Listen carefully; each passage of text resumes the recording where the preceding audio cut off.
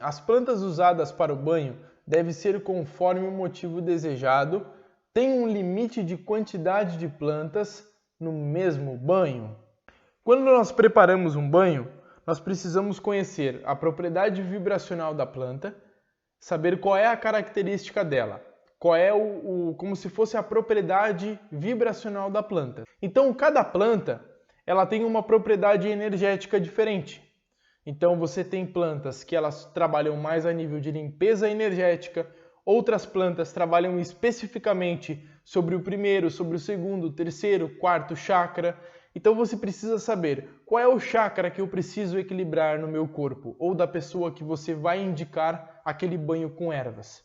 Então nós precisamos entender como está o funcionamento dos chakras para você montar aquele composto para a pessoa, tá bem? Não existe um limite de plantas quando você vai preparar um banho ou uma defumação. Mas eu parto do princípio de que vamos sempre pelo básico.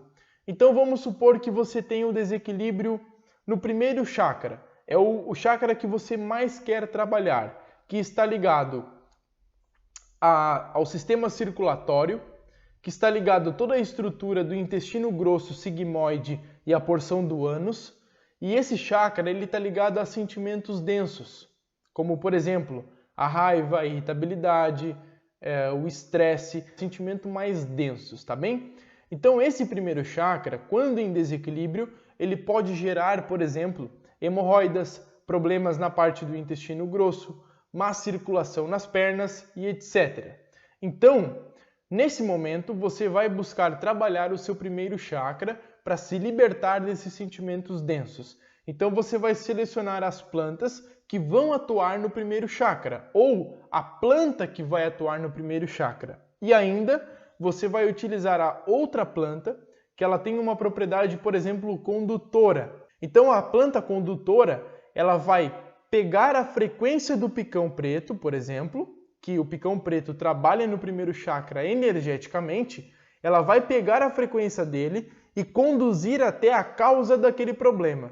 Então, se a sua hemorroida, por exemplo, que ela está ligada a um desequilíbrio no primeiro chakra, ela vem de uma raiva que você não trabalhou lá do passado, o alecrim, por exemplo, sendo uma erva condutora, ele vai levar a vibração do picão preto até aquela raiva que foi gerada, que hoje somatizou e gerou essa doença no corpo físico.